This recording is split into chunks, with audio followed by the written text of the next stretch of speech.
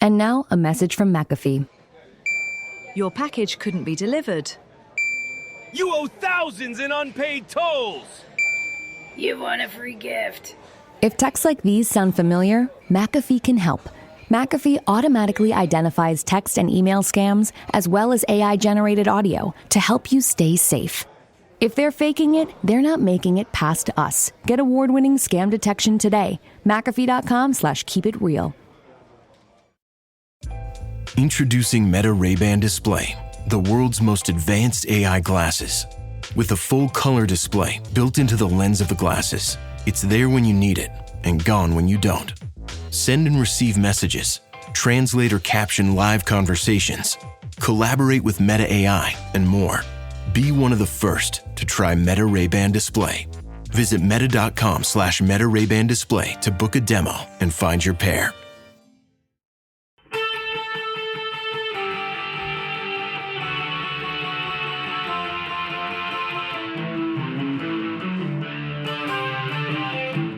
This is the Daily Blast from the New Republic, produced and presented by the DSR Network. I'm your host, Greg Sargent.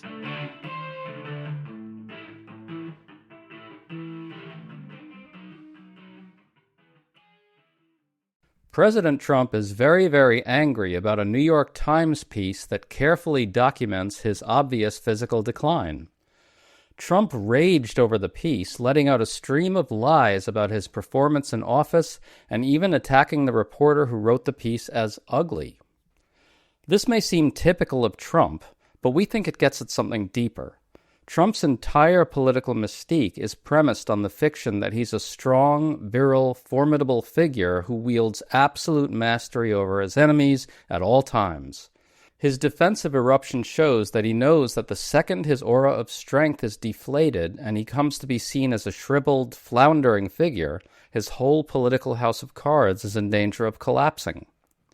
David Lurie, a lawyer who writes for the Public Notice Substack, has a good new piece developing a framework that describes Trump as a lame duck dictator. So we're getting into all this today. David, thanks for coming on. Thanks for having me, Greg. So the New York Times piece is pretty devastating. It talks about how Trump has been dozing off at events, how he's traveling a good deal less than he used to, how he's seen in public less often. There's this brutal video of him embedded in the piece, looking exhausted and befuddled. He comes to the Oval Office for work at 11 a.m. The piece even implied that Trump is now eyeing the great beyond. David, what did you make of this piece? Well, Greg, on the one hand, the piece was quite gentle to Trump because it avoided the elephant in the room, which is his very evident and advancing state of dementia. But it also was devastating for the reasons that you observed, because his sheer and pervasive state of exhaustion and his ever more inescapable showing of his age is exactly what Trump cannot abide. And it's devastating precisely because it was so factual. The video was perhaps the most devastating part of it, as was the very accurate description of the truly bizarre, I think historically bizarre moment when a pharmaceutical executive collapsed next to Trump, and he, in a state of bewilderment, but mixed with an apparent desire to remain the center of attention, stood up from his chair and then stared into the void. So it's a devastating piece, and it's devastating because of its factuality, in my view. Well, I think you raise a really important point in saying that it, if anything, danced around the elephant in the room, which is that he is in a state of serious mental decline as well. We can all see it. It's apparent to everybody at all times. He posted a long Truth Social rant in which he said, quote, "The creeps at the failing New York Times are at it again." He claimed that he won in 2024 by a landslide, that he settled 8 wars, that our economy is great, that he has his highest poll numbers ever. He even called the Times' Katie Rogers ugly on the inside and out. Now, David, on the substance, all of that is bullshit. He won the narrowest victory in recent memory. He hasn't settled anything close to 8 wars. Our economy is in rough shape, and his polling has hit a new low. But there's a real hit dog quality to the lying here, don't you think, David? Well, it's on the one hand, it's his greatest hits, but on the other hand, people are not imagining that Trump is becoming more out of control, that he's becoming more misogynistic, that he's lacks impulse control, which causes his naturally, natural meanness and bullying tendencies to come out. I want to bring in something Fox News did here because it's extraordinary. There was a recent Fox poll which had Trump's approval on the economy at 38% to 61% disapproval, Trump's approval on tariffs at 35 to 63, and his approval on healthcare at 34 to 64. Absolutely terrible numbers, in the 30s, stuck down there. He's floundering. But then Media Matters documented that Fox personalities, after this poll came out, buried the poll and instead showered him with all this obsequious praise, portraying him as this world historical figure. One of them even described him as a king whose ring people were going to kiss, literally described Trump that way. They were almost apologetic about their own network's poll showing him really, really weak, so they had to make up for it. I think what that gets at, David, is that Trump's own propagandists understand how important this aura of strength is to his political mystique. When the character image is punctured in any way, there's a risk the whole balloon is going to lose its air. It's the reason that the Fox News personalities recognize they have to engage in these obsequious and absurd, embarrassing demonstrations of praise, because otherwise the image, it's vulnerable. It's ever more vulnerable. And when it goes, there's really nothing left. Nothing left at all. Exactly. You had this piece, you came up with the frame of the lame duck dictator, which is, I think, a good way to describe this. Now, it's common for presidents to present themselves as healthy and strong to the public. We've seen that over the decades. We've seen it for a long time. But Trump is doing something a little different here, I think. It's more akin to those pictures of Vladimir Putin shirtless on horseback. This sort of cultishness is a hallmark of authoritarian politics, right? Do you see some of those strains in what Trump's doing? What's your sense of that? Well, I think that, first of all, I think we're past the point of having a strain of authoritarianism. There's a right. Yeah, right. Fair enough. Right. Yeah. It doesn't mean that we are Putin's Russia. In fact, it's because we're not that we're seeing the kind of displays that you pointed to. It's because Trump is, and his acolytes, and in the case of Fox News, the businesses that depend on the media/political industry that he is the center of, all depend on Trump appearing to be like Vladimir Putin. Vladimir Putin, his regime depends on him appearing to be something he is not. Well, Trump, it's even more the case, right? Here we are Trump and his people are trying to append a dictatorship to the United States. And yes, it appeared for some time that they were going to succeed. I mean, they definitely, Trump has been functioning as a dictator in many respects. But the problem is, of course, that it's a vulnerable dictatorship. Virtually none of these abuses are popular with the American people.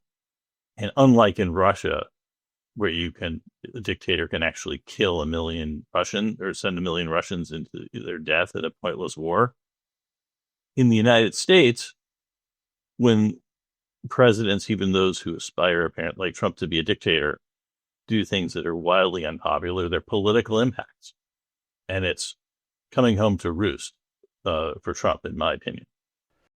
To stay up to date on all the news that you need to know, there's no better place than right here on the DSR Network. And there's no better way to enjoy the DSR Network than by becoming a member. Members enjoy an ad-free listening experience, access to our Discord community, exclusive content, early episode access, and more.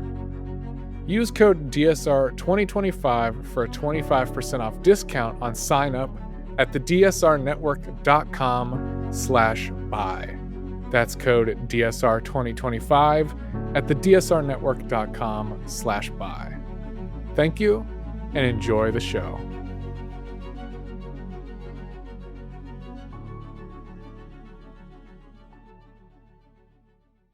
This podcast is brought to you by Carvana. Carvana lets you buy your next car on your terms. Explore a massive inventory online, filter for what matters, and find your perfect match. Then choose delivery to your home or pick it up at one of Carvana's iconic car vending machines. Every car also comes with a 7-day money-back guarantee, so you can make sure it's the right fit. Buy your car on Carvana. Delivery or pickup fees may apply. Limitations and exclusions may apply. See our 7-day return policy at Carvana.com. Carvana. The Lincoln Wishlist sales event is happening now. Here's what's on everyone's wish list. Enjoying holiday jingles with brilliant 3D audio that surrounds you? Check. Watching snow flurries through the panoramic Vista roof? Check. Packing up presents with the spacious Lincoln Splitgate? Check. Everything you want. All standard on the 2025 Lincoln Navigator SUV. Visit your local Lincoln retailer or learn more at Lincoln.com for exceptional offers on 2025 Lincoln vehicles today. Well, I want to home in on your point about how this illusion of strength is necessary for masking the weaknesses of this presidency, the structural deep weaknesses. You see White House Press Secretary Caroline Leavitt constantly talking about how energetic Trump is. You see his doctor's reports on his glowing health becoming something almost comical.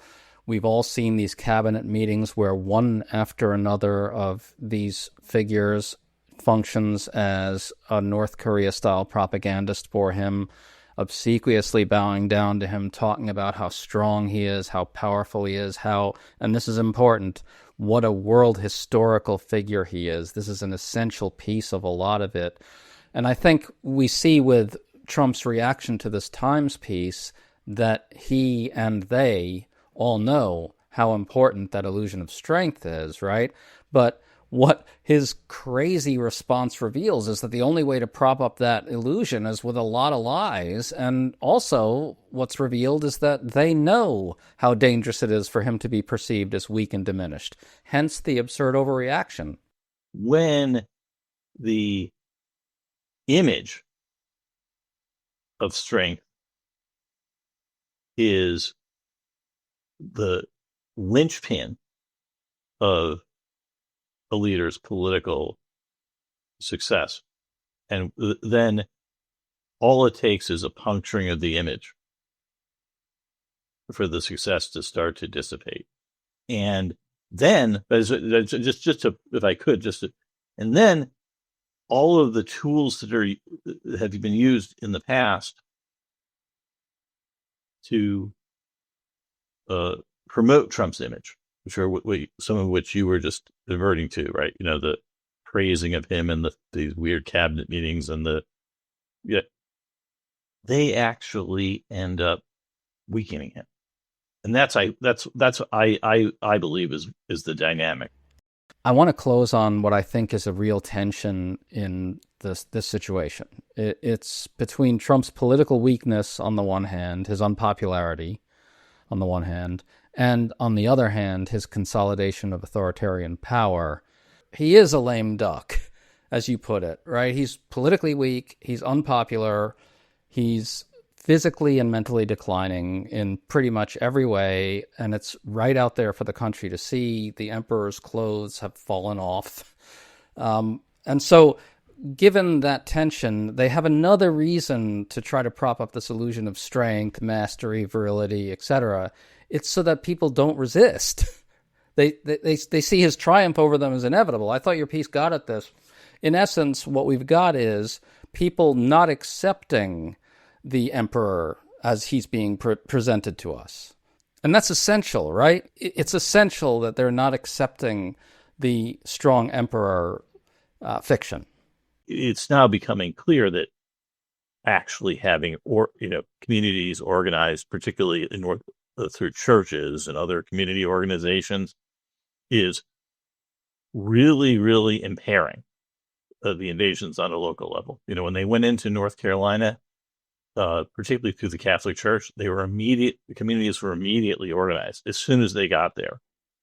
And what had taken a number of weeks to start to organize in Los Angeles and a shorter period of time to organize in Chicago, took a much shorter time to organize in North Carolina, which I believe must have surprised Bovino and Trump. I think they thought they were going into an easy target. At the same time, it's a much longer conversation, but I think that we're seeing that his weakness in Washington is developing in a multiplicity of ways. It's not just the quote unquote crack up on MAGA. And it's not just the effectiveness of the strategy, the ACA strategy that the Democrats implemented, not well before the shutdown, through the shutdown, continue to do now. It's that when the resistance is effectuated and when it's shown to have a base of popularity, the things that it starts to bring to the fore that Trump's not a populist leader. Politicians including Republicans, start to get worried that if they go along with it, they're going to pay a price, which is not something they, for whatever reason, recognized months ago. It was the perceived power of Trump that has been the key to the quote unquote success that he's realized to this point. And it is the diminishment of that appearance of power that is actually the key to the diminishment of his actual power. I think that's really what we're getting at. To sum up, David Lurie, he's a lame duck dictator, and he's getting a lot lamer, which is going to make him get more dictatorial, but it's going to fail for him. David Lurie, thank you so much for coming on, man. Great stuff. My pleasure.